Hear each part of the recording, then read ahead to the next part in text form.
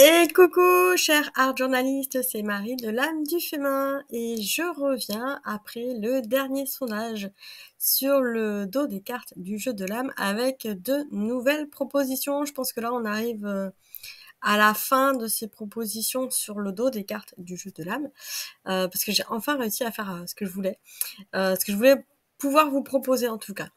Donc ici, vous pouvez voir déjà la variation du fond. Le logo, là, il est comme il était jusqu'à maintenant, c'est-à-dire avec le trait blanc autour.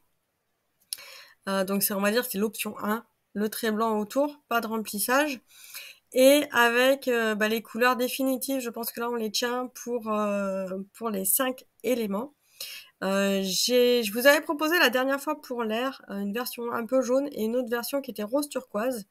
La version jaune, il y a eu beaucoup de personnes qui ont retenu la version jaune, mais j'avais l'impression que c'était un peu par défaut parce que la version rose turquoise n'a pas fait du tout l'unanimité.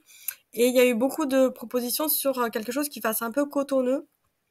Et j'avais eu du mal à trouver en fait pour conserver des couleurs, mais en même temps faire quelque chose de cotonneux.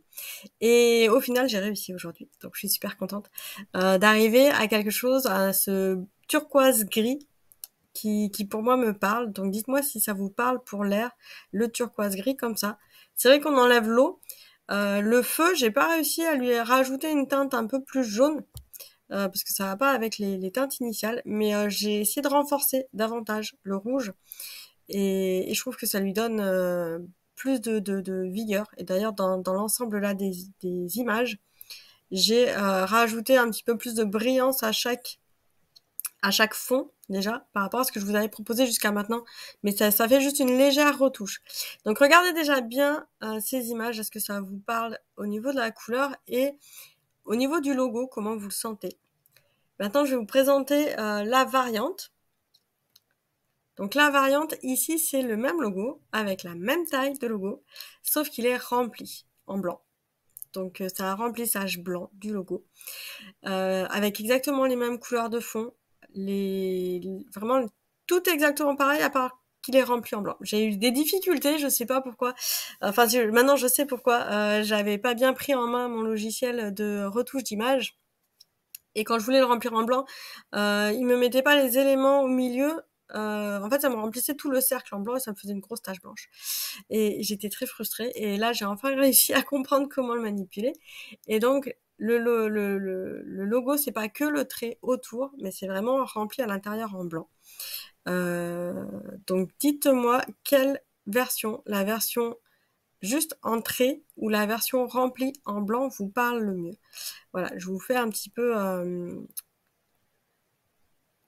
voilà en balance pour que l'œil se fasse aussi la différence. Qu'est-ce qui vous plaît le mieux entre ces deux? Ça va être, je pense, une des dernières fois que je vous pose la question sur ce dos de cartes parce on est bon là. Par rapport aux écritures sur le devant des cartes, la majorité d'entre vous préfère une écriture vraiment sur fond blanc tranché. Et au départ, je trouvais que ça pouvait faire un peu fade.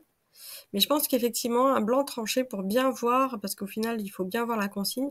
Si ça vous parle, c'est que, ben voilà, bingo. On a le design des cartes, donc maintenant, ça va être vraiment après des petits ajustements, mais je pense qu'on est bon pour le design des cartes. Donc cette dernière question, est-ce qu'on fait un logo rempli en blanc? Est-ce qu'on fait un logo juste avec les traits? Voilà, je vous remercie vraiment de votre aide, de votre soutien. Ça me fait chaud au cœur de partager cette aventure avec vous. Moi, ça me porte et je suis super contente de pouvoir aussi partager ma progression. Et puis maintenant, je vais me pencher sur comment on va pouvoir gérer le financement participatif et quels vont être les bonus aussi, bien évidemment. Et j'ai déjà contacté l'imprimeur, donc je pense que ça va être une très belle aventure humaine. Je vous remercie, à très bientôt. Ciao, ciao!